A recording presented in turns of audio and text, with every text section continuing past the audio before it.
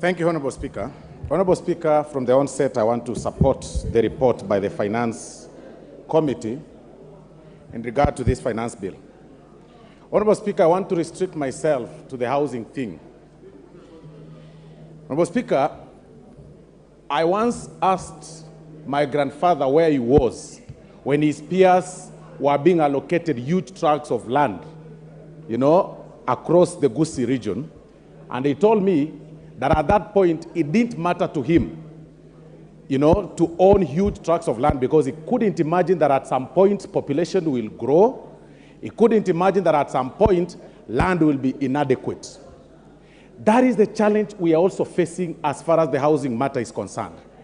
It is for that reason, Honorable Speaker, that today, even as a member of parliament, my house sits in a 50 by 100 piece of land. And that is my area in Kisii area. Because of the carelessness and the don't care attitude my forefathers had as far as land allocation is concerned. Honorable Speaker, it is prerogative of every government to think and create structures that define the future of a country.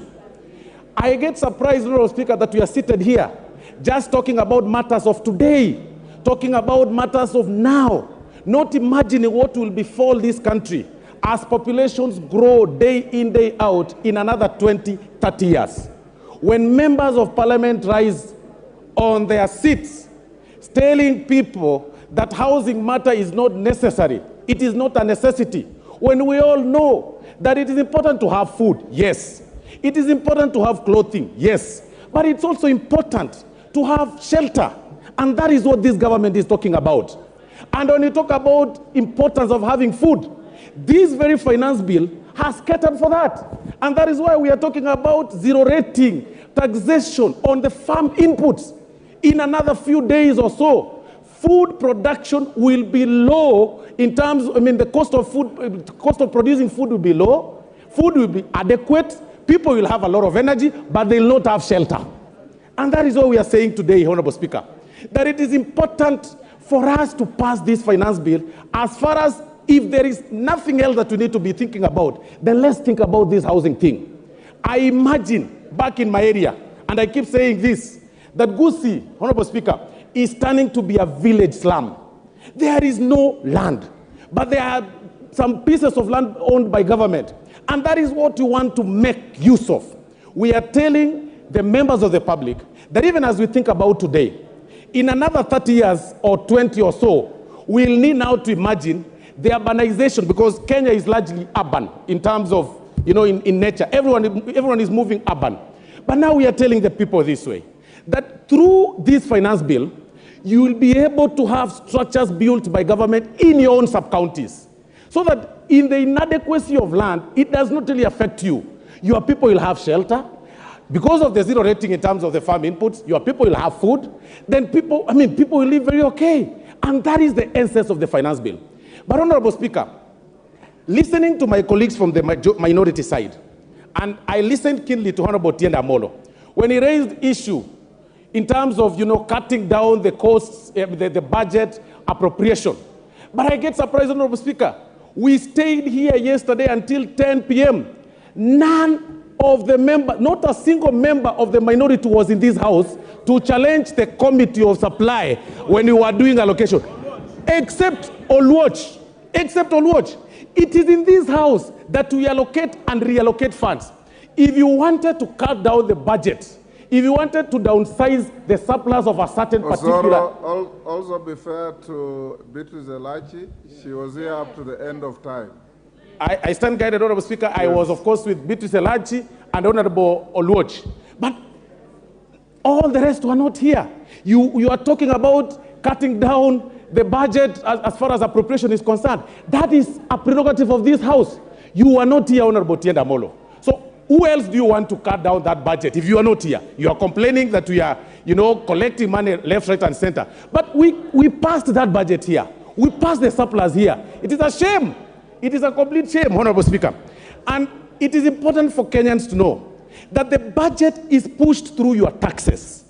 And that is what the essence of this finance bill is all about. The budget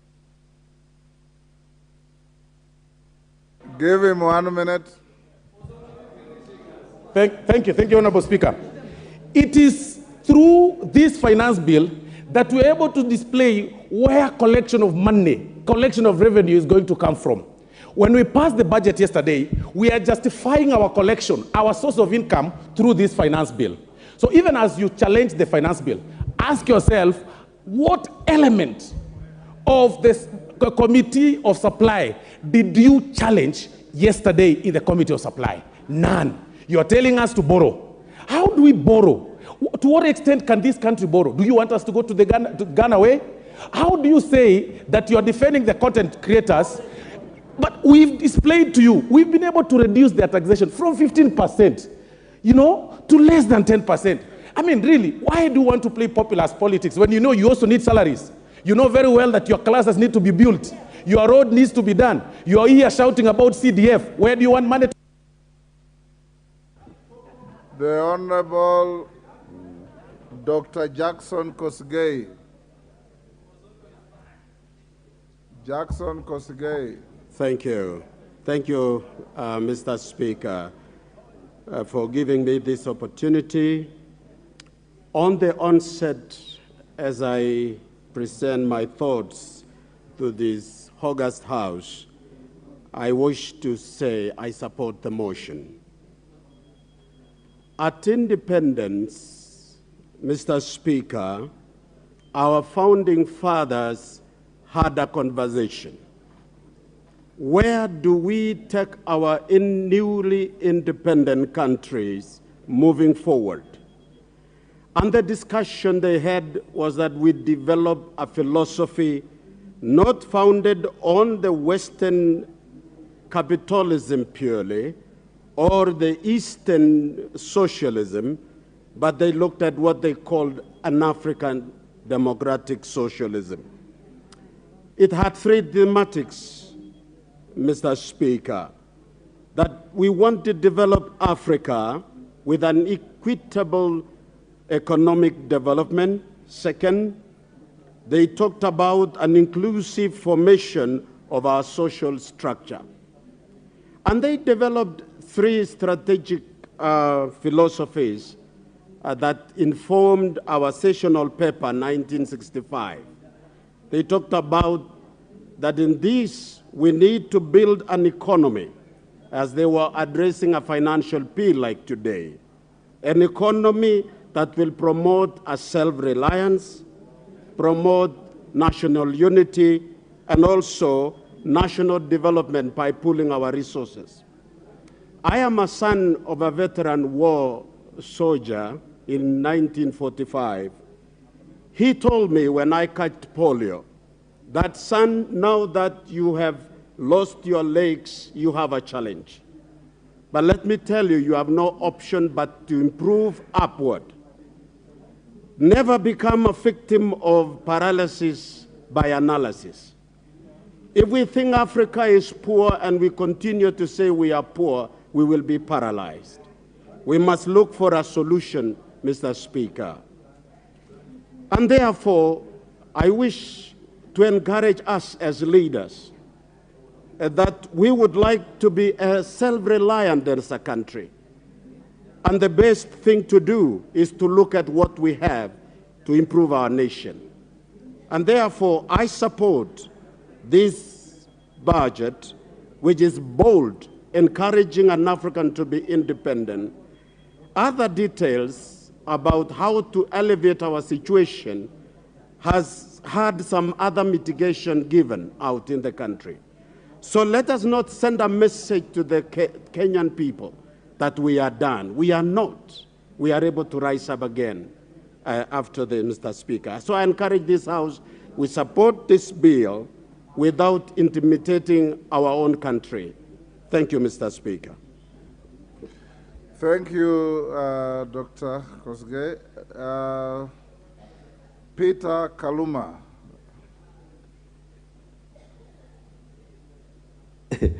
I thank you, Honorable Speaker, for this opportunity.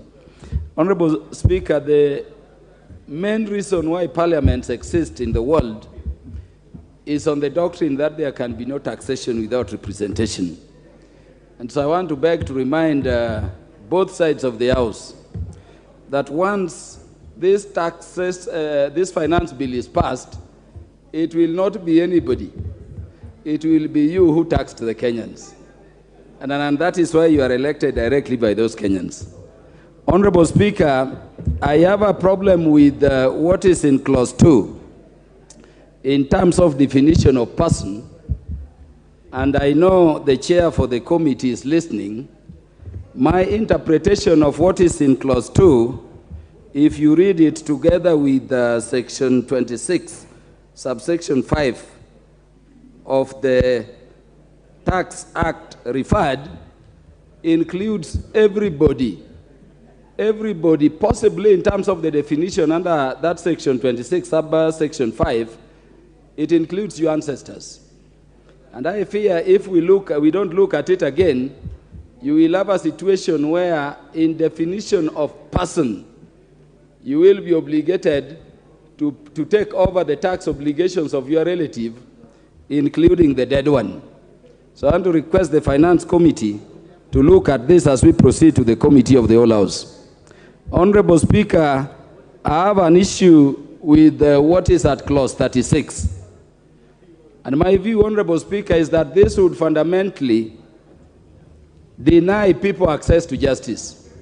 Honorable members, particularly approaching elections, even in the last elections, Honorable Speaker, you remember when we were approaching, we were just hit with very big taxation claims, things we did not owe. The danger of clause 36, yes, Honorable Speaker. Order, Peter. Rahim, what is out of order? Give the mic. Thank you, Mr. Speaker. Mr. Speaker, I think Honorable Kaluma is misleading this House, he has not read the report. The committee has already proposed clause 36 to be deleted, what Treasury had proposed. So it has already been deleted. He should read the report. Thank you. Honorable Kaluma. I've read the report and they propose deletion. Until it is deleted and the House resolves so, it is part of the bill. And I want to encourage the committee that if indeed there is a proposal to delete it, let it not suffer the fate of other proposals by committees which were dropped at the floor. Because the consequences otherwise, Honorable Speaker, would be grave. And I'm telling Honorable Dawood, a person will hit you with a taxation claim of over 2 billion or 20 billion approaching elections. And you know you will not get that tax clearance certificate if you have to deposit 20 or 200 million to then proceed to exercise your rights thereunder. So it will deny access to justice, which is a fundamental right. I would request that the committee, if indeed you have recommended, proceed and deal with it. Honorable Speaker, I have a concern with what is at clause 24. And clause 24 is talking about the increment in terms of income tax up to 35% for category of people. Honorable Speaker, I want the committee to consider those people in fixed term contracts, like state officers within this parliament. And I know you know who state officers within the institution of parliament are. Previously, Honorable Speaker, salary increment was a right to state officers within parliament, like all other employees under the Employment Act. But Honorable Speaker, when the terms were gazetted for some officers, particularly the members here, the annual salary increment was taken away.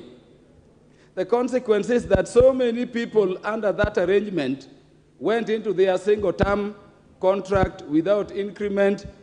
And you know the fact of the matter is that we may be talking, but so many of us do not take any salary home. You've taken mortgages. When you are increasing to 35%, you would enter into arrangements you cannot renege on. Where are you going to get this money? And you know what a mortgage is. Where are you going to get the additional 5% to pay? When I know, just like me, I don't know the others, Honorable Speaker, but me, the newspapers have carried reports confirming I earn zero pay because of mortgage. And it is a contract you cannot rewrite after you go into it. Are we going to think of situations of those fixed term contracts without annual increment, or what measures are we talking about?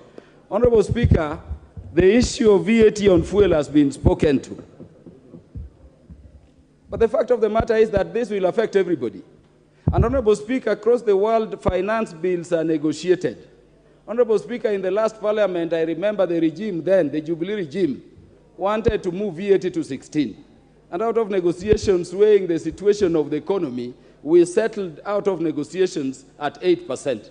I would request that, because this is going to affect so many other, the economic issues down there, we at the very worst leave it where it is.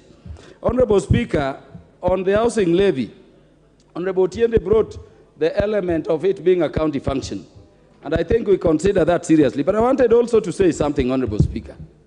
Honorable Speaker, in addition to the fact that this is a county thing, it is not defined clearly how you will benefit out of your contributions into this levy. And I think in as much as some people may want to push it, let us define. If it were not a tax, Honorable Speaker, it would define how you benefit. We are levied for NHIF, NSSF, and others, but you can benefit. How are you benefiting directly on this? If you are not, Honorable Speaker, I fear we may be going into violation of Article 40 on people's property rights. Honorable Speaker, there is an issue in Clause 51. And I'm saying this, Honorable Speaker, because the chair is listening to me and the committee is there. The area of tax and amnesty, Honorable Speaker, is something we should delete from our laws completely. Honorable Speaker, there is a time I visited a commissioner in charge of taxation. And just on his desk there, a person who was to pay the country over 10 billion, the minister just wrote, pay 200 million or 2 million. And we lose all that money. We need to stop amnesty. And you should question, as members of this committee presenting this thing, why are we allowing amnesty up to 31st December 2022? Who are these we want to give amnesty to before we can enforce the law rightly? And it has been happening.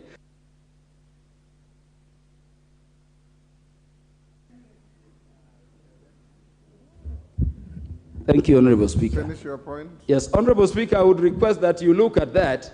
If we are not having some fat cows to be, and I believe on taxation, nobody should be saved. Remove the idea of amnesty, let us go for people. And then lastly, Honorable Speaker, each year, we lose over 700 billion to corruption in this country. Look at the budget for EACC and the agencies fighting corruption, which we passed yesterday. We cannot be debating in retrospect, but I'm thinking if we were able to save that money we are losing to corruption, your budget would be, in terms of what we need, some 2.1 trillion, and we would be having a lot of money to deal with. Honorable Speaker, the problem is that we have encouraged corruption. And then people we should be taking money from are being given amnesty. I request, Honorable Speaker, that we look at all those issues among the other issues raised by the members. And so long as those issues have not been looked into, Honorable Speaker, I stand to oppose. Wakili Mureu.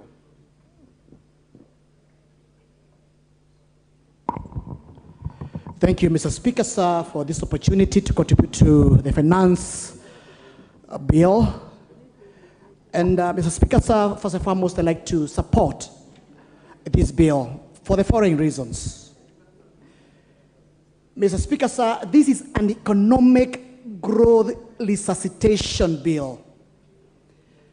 And why is it that? Because the interventions proposed by this bill, Mr. Speaker, is addressing the core of our economy. Mr. Speaker, sir, the finance bill is addressing on the debt level and how we can get out of that debt level. Currently, our debt level is at close to about 10 trillion. We spend over 60% of our collections to pay those debts. The second issue this bill is trying to address is unemployment. We have 6 million members of our youth who are qualified to be in employment, but sadly, they are there getting wasted. The other issue this bill is addressing is the cost of living. Mr. Speaker, sir, as you are aware, the cost of unga is high, the cost of sugar is high, the cost of education is high, and yet, Mr. Speaker, sir, our people, even in all those circumstances, they want good roads, they want water, they want bursary for their children, they want to chase away darkness by having electricity. How else, Mr. Speaker, sir, are we supposed to address all those challenges by avoiding to pay taxes? Mr. Speaker, sir, my position is very simple. If you look at the provision on manufacturing, the finance bill has addressed clearly on the issue about our industries. And it's a sad story, Mr. Speaker, sir, because currently our manufacturing is only contributing 7.2% of our GDP. It is coming down from 9.2 a few years back. I know the manufacturers have an ambitious plan to raise that to about 30% by 2030, but that cannot be achieved if we do not protect our local manufacturers. And the way to support our local manufacturers is, number one, zero rate on the excise duty, especially on goods produced locally, but also put in a tax on the goods which are imported but which can be manufactured locally. For example, things like furniture, which come in from China and other countries, put excise duty on them. Goods like